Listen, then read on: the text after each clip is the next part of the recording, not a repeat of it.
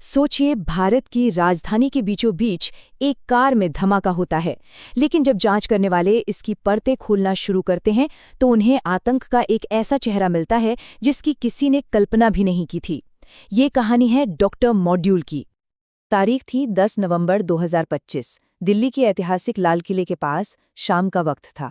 Traffic अपनी रफ्तार से चल रहा था और तभी एक जोरदार धमाके ने उस शांति को चीर दिया। ये कोई मामूली हादसा बिल्कुल नहीं था। जब इन्वेस्टिगेटर्स ने सीसीटीवी फुटेज को खंगाला तो इस कार के आखिरी कुछ पलों की कहानी सामने आई। दोपहर 3:19 पर यह कार पार्किंग में आती है। 3 घंटे से ज्यादा वक्त बाद शाम 6:48 पर वहां से निकलती है और निकलने के ठीक 4 मिनट बाद यही कार एक आग के गोले में बदल जाती है। और इस धमाके का अंजाम बहुत भयानक था। 13 लोगों ने अपनी जान गंवा दी और 20 से भी ज्यादा लोग जख्मी हो गए। ये सिर्फ आंकड़े नहीं हैं, हर एक नंबर के पीछे एक पूरे परिवार की तबाह हुई जिंदगी की कहानी है। जो लोग उस वक्त वहां मौजूद थे, उनके लिए तो ये एक ऐसा सदमा था जिसे भुलाना नामुमकिन है। एक चश्मदीद ने कहा, इतनी तेज आवाज हमने पहले कभी नहीं सुनी थी। ये शब्द ही काफी हैं उस धमाके की दहशत को समझने के लिए जिसने पूरे इलाके को दहलाकर रख दिया था। तो जैसे ही धूल बैठी, सबके जहन में एक ही सवाल था, आखिर उस कातिल कार को चला कौन रहा था, वो शख्स कौन था? और इसी सवाल से शुरू होती है देश की एक सबसे बड़ी और पेचीदा इन्वेस्टिगेशन। अब इस कार को ट्रेस करना कोई आसान काम नहीं था। ये एक दो नहीं, कई बार बेची गई थी। पहले गुड़गांव से ओखला, फिर ओखला से अंबाला, और आखिरकार इसकी कड़ियां जुड़ती हैं कश्मीर के पुलवामा में एक डॉक्टर से। और फिर डीएनए एनालिसिस से वो सच सामने आया जिसने सबको हिलाकर रख दिया। ड्राइवर कोई और नहीं बल्कि 29 साल का डॉक्टर उमर उन नबी था। एक डॉक्टर, एक प्रोफेसर और अब एक आतंकवादी।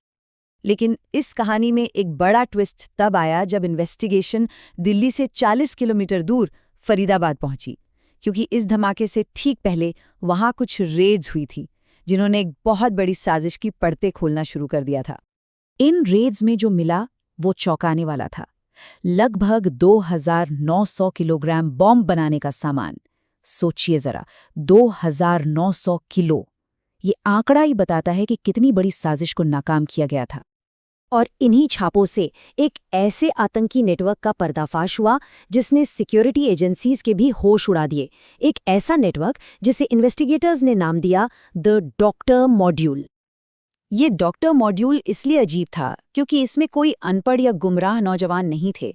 इसके मुख्य सदस्य थे डॉक्टर मुजम्मिल गनाई, डॉक्टर अदील मजीद राथर, डॉक्टर शाहीन शाहिद और खुद डॉक्टर उमर उन नबी। सोचने वाली बात है, ये सभी हाईली एजुकेटेड डॉक्टर्स थे जो दिन में लोगों की जानें बचाते थे और रात में जानें लेने की प्लानिंग करते थे। इनका काम करने का तरीका यानी मोडस ऑपरेंडी भी बहुत शातिराना था।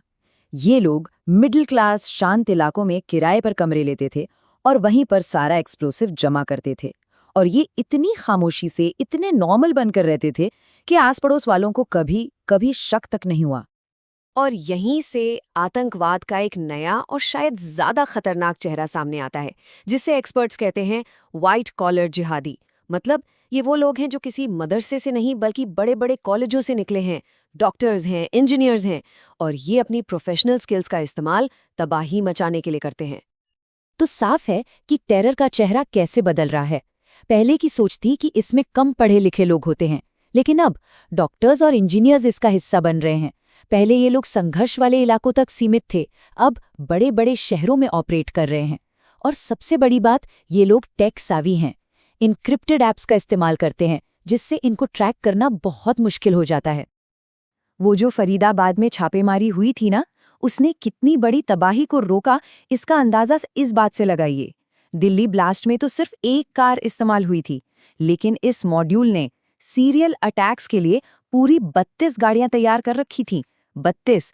अगर ये रेड्स ना होती तो न जाने क्या होता। लेकिन इन सब के बीच एक बहुत बड़ा और चिंता करने वाला सवाल खड़ा होता है। आखिर लगभग 3 टन यानी 3000 किलो एक्सप्लोजिव देश की राजधानी के इतने पास बिना किसी की नजर में आए कैसे जमा हो गया? ये हमारे इंटेलिजेंस और सिक्योरिटी सिस्टम पर एक बहुत गंभीर सवाल है ना? इस पूरी साजिश में जो चीज़ सबसे ज़्यादा इस्तेमाल हुई वो थी अमोनियम नाइट्रेट। अब सुनने में ये शायद उतना खतरनाक ना लगे क्योंकि ये एक आम फर्टिलाइज़र है जो खेती में काम आता है, लेकिन जब इसे फ्यूल ऑयल के साथ मिलाया जाता है तो ये एक बहुत पावरफुल बम बन जाता है। और इसका यही ड्यूअल यूज़ यानी दोहरा इस्तेमाल इसे सिक्योरिटी एजेंसीज के लिए एक बहुत बड़ा सिरदर्द बना देता है। तो ये पूरी घटना हमें एक ज़रूरी सवाल के सामने लाकर खड़ा कर देती है। आतंकवाद का तरीका बदल रहा है। वो अब ज़्यादा पढ़ा लिखा है, ज़्यादा टेक सेवी है और भीड़ में छिपने में माहिर है। सवाल ये है कि जैसे जैसे आतंक इवॉल्व हो रहा है, क्या हमारी सुरक्षा एजेंसियां उसकी रफ्तार से कदम मिला पा रही हैं? इस सवाल का जवाब ही आने वाले कल में हमारी सुरक्षा तय करेगा।